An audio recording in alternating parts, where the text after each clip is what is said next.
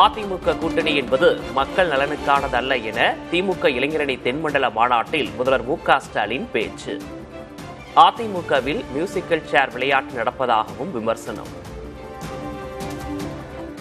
அவங்க கூட்டணியில் இருக்க ஒரு டிசைனை பாருங்க. போன எலெக்ஷன்ல பாத்தீங்கன்னா எல்லாரும் பிரிஞ்சு நின்னாங்க.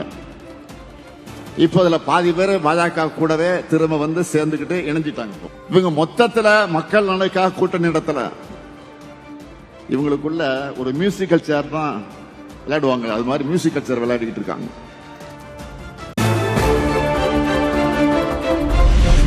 நானும் ரவுடிதான் என்பது போல் கூட்டணிக்கு தாமே தலைமை என்கிறார் பழனிசாமி. எடப்பாடி பழனிசாமி என்டிஏ பழனிசாமி ஆகிவிட்டார் என திமுக தலைவர் மு.க.ஸ்டாலின் விமர்சனம். எடப்பாடி பழனிசாமி இப்ப முழுசா என்டிஏ பழனிசாமியாக மாறி இருக்கிறார். நானும் ரவுடி தான் அப்படின்னு சொல்ற மாதிரி மைக்கு முன்னாடி வந்து நின்னுக்கிட்டு நான் தான் கூட்டணிக்கு தலைமைன்னு சொல்லிட்டு இருக்காரு. சொல்லல, புலம்பிக்கிட்டு இருக்கிறாரு. இந்தியை திணிக்கும் ஆபத்து இன்றும் உள்ளதாக முதல்வர் ஸ்டாலின் குற்றச்சாட்டு. மும்மொழி கொள்கை எனும் கத்தி நம் தலைக்கு மேல் தொங்குவதாகவும் பேச்சு.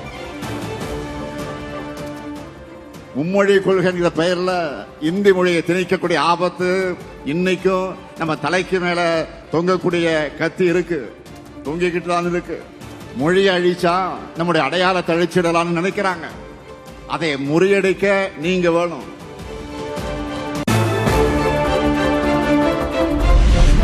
பிரதமர் மோடியின் காலை பார்த்து பழனிசாமி நடப்பதாக உதயநிதி கடும் தாக்கு.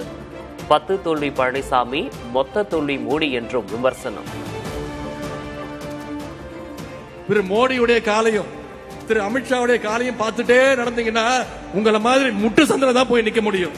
தமிழ்நாட்டில் 10 தோல்வி பழனிசாமியும் மொத்த தோல்வி மோடியும் என்னதான் கூட்டணி வச்சாலும் தமிழ்நாட்டுக்குள்ள உங்களை ஒருபோதும் தமிழ்நாட்டு மக்கள் அனுமதிக்க மாட்டாங்க.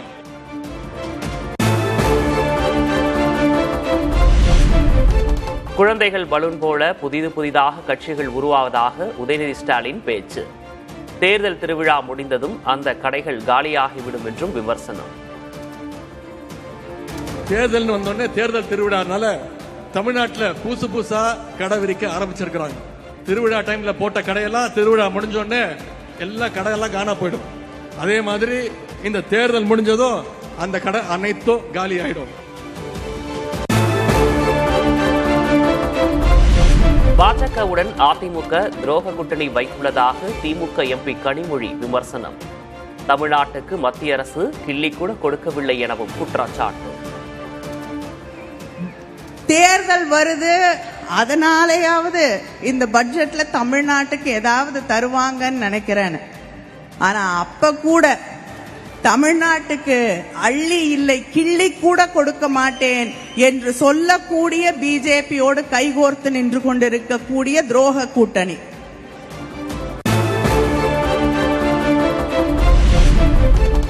ஊராட்சி செயலர்களை தேர்தல் பரப்புரைக்கு திமுக பயன்படுத்துகிறது. அதிமுக பொதுச் செயலர் எடப்பாடி கே பழனிசாமி குற்றச்சாட்டு.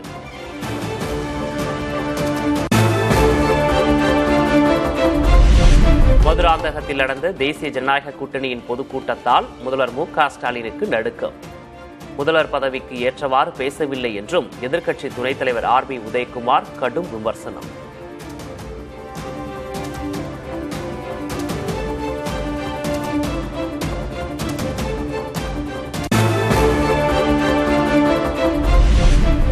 டெல்லியில் வரும் 10ஆம் தேதி தமிழக காங்கிரஸ் கட்சியின் மாவட்ட தலைவர்களுடன் ராகுல் காந்தி ஆலோசனை. தேர்தல் நெருங்கும் நிலையில் முக்கியத்துவம் பெறும் கலந்துரையாடல்.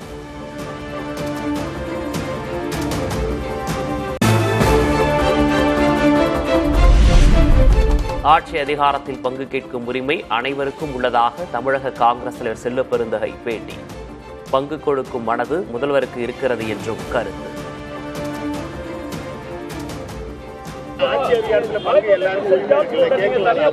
கேட்கறதுக்கு எல்லாருக்கும் உரிமை இருக்கு, கொடுக்கறதுக்கு எல்லாரும் மனசு இருக்கு. இதை யார் இதை முடிவு பண்ணுவாங்கன்னா எங்க அகில இந்திய தலைமை முடிவு பண்ணும். மனசு இருக்கா கொடுக்க? கண்டிப்பா இருக்கு. பெரிய மனசு உள்ளவங்க தான் இவ்வளவு திட்டங்கள் கொண்டு வந்திருக்காங்களே தமிழ்நாடு முழுவதும். ஏன் அப்படி அவங்களை குறைச்சி மதிப்பிடுறீங்க?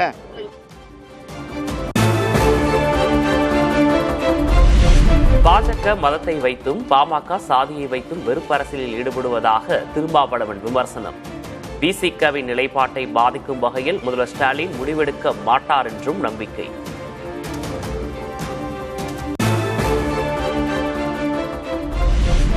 புதிதாக கட்சி தொடங்கியிருக்கும் விஜயால் ஆட்சியை பிடிக்க முடியாது.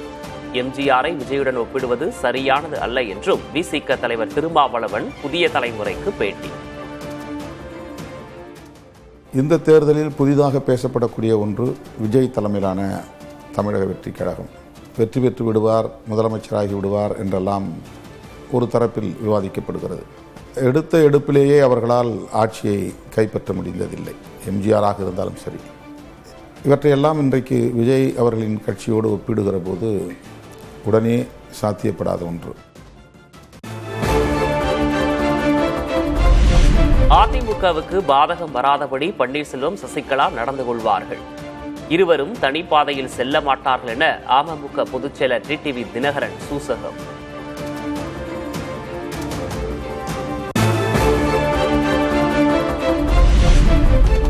கூட்டணி தொடர்பாக பேச்சுவார்த்தை நடைபெற்று வருவதாக தேமுதிக பொதுச்செயலர் பிரேமலதா விஜயகாந்த் தகவல். ராஜ்யசபா சீட் தருவதாக அதிமுக தரப்பில் தற்போது வாக்குறுதி தரப்பட்டுள்ளதாகவும் பதில்.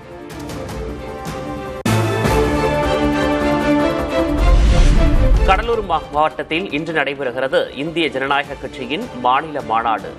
வேப்பூரில் தயார் நிலையில் மாநாட்டு திடல்.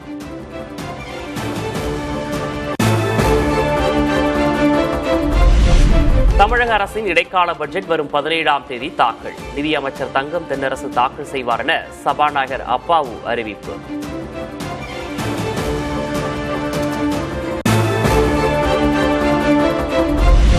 தமிழகம், புதுச்சேரியில் வரும் 13ஆம் தேதி வரை வறண்ட வானிலை நிலவும் என வானிலை மையம் தகவல். அடுத்து வரும் நாட்களில் படிப்படியாக வெப்பநிலை உயரக்கூடும் எனவும் கணிப்பு.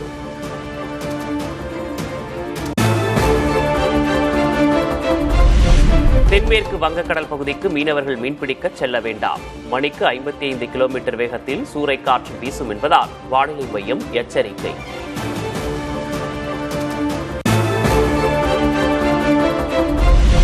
ஆபரண தங்கத்தின் விலை சவரனுக்கு 1360 ரூபாய் உயர்வு.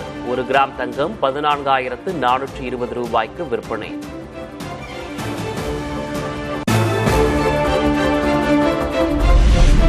வெள்ளி விலை கிலோவுக்கு 5,000 ரூபாய் அதிகரிப்பு. சென்னையில் 1 கிராம் வெள்ளி 285 ரூபாய்க்கு விற்பனை.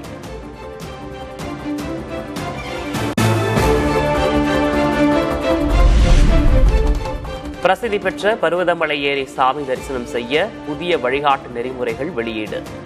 வெளி மாவட்ட பக்தர்கள் இணைய வழியில் விண்ணப்பிக்கும் நடைமுறை அமலுக்கு வந்தது.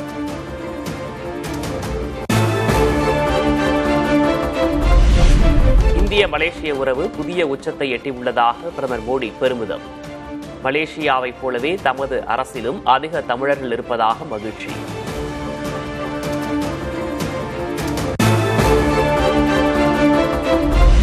மலேசியாவில் பிரதமர் மோடி பங்கேற்ற நிகழ்ச்சியில் ஒலித்த திருமுறைகள். மாணவிகளின் பாடலை மெய்மறந்து ரசித்து கேட்ட பிரதமர்.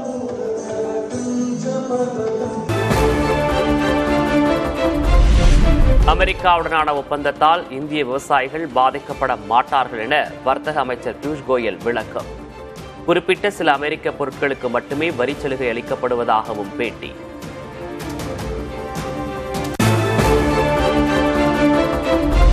வர்த்தக ஒப்பந்தம் குறித்த இந்தியா அமெரிக்கா கூட்டறிக்கையில் முக்கிய அம்சங்கள் குறித்து தெளிவில்லை என காங்கிரஸ் விமர்சனம்.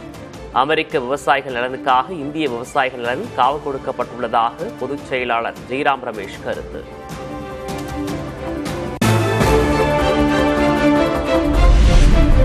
அஜித் பவார் மரணத்தில் எல்லோருக்கும் சந்தேகம் இருப்பதாக அவரது உறவினர் ரோஹித் பவார் பேட்டி.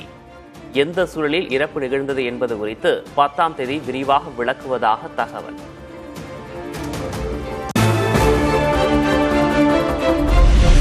புறநகர் மற்றும் முன்பதிவில்லாத ரயில் டிக்கெட்டுகளை பெற ரயில் ஒன் செயலியை பயன்படுத்த அறிவுறுத்தல்.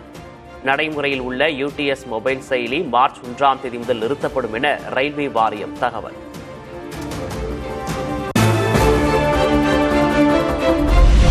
பாகிஸ்தானில் மசூதியில் தற்கொலைப்படை தாக்குதலில் 36 பேர் உயிரிழந்த விவகாரம். தாக்குதலுக்கு பொறுப்பேற்றது ISIS பயங்கரவாத அமைப்பு.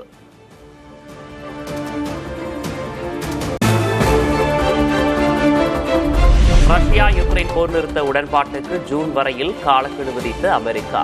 அபுதாபியில் நடந்த முத்தரப்பு பேச்சுவார்த்தை பயனுள்ளதாக இருந்தது என ட்ரம்ப் கருத்து.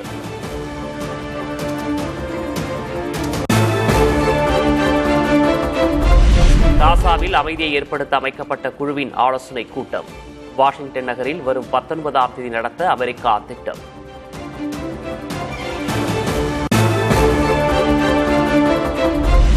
ரஷ்யாவில் நிலவும் கடும் குளிரால் உறைந்த புகழ்பெற்ற செயின்ட் பீட்டர்ஸ்பர்க் கால்வாய். நடைபயிற்சி செல்வது, சைக்கிளிங் செய்வது என உறைந்த கால்வாயில் செல்லும் மக்கள்.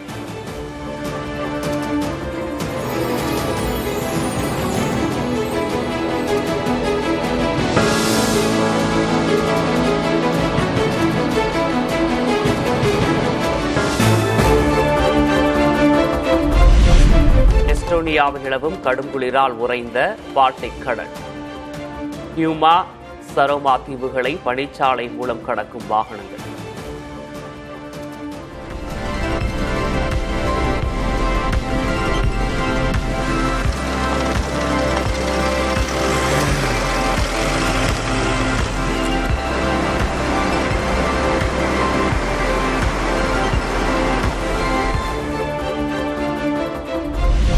ஸ்பெயினை தாக்கிய மார்த்தா புயலால் ஏற்பட்ட கனமழை, வெள்ளப்பெருக்கு.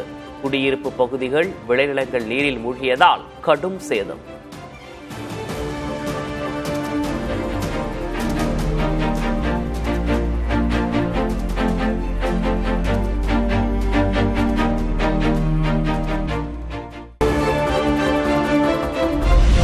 T20 உலகக்கோப்பை கிரிக்கெட் தொடரை வெற்றியுடன் தொடங்கிய இந்தியா.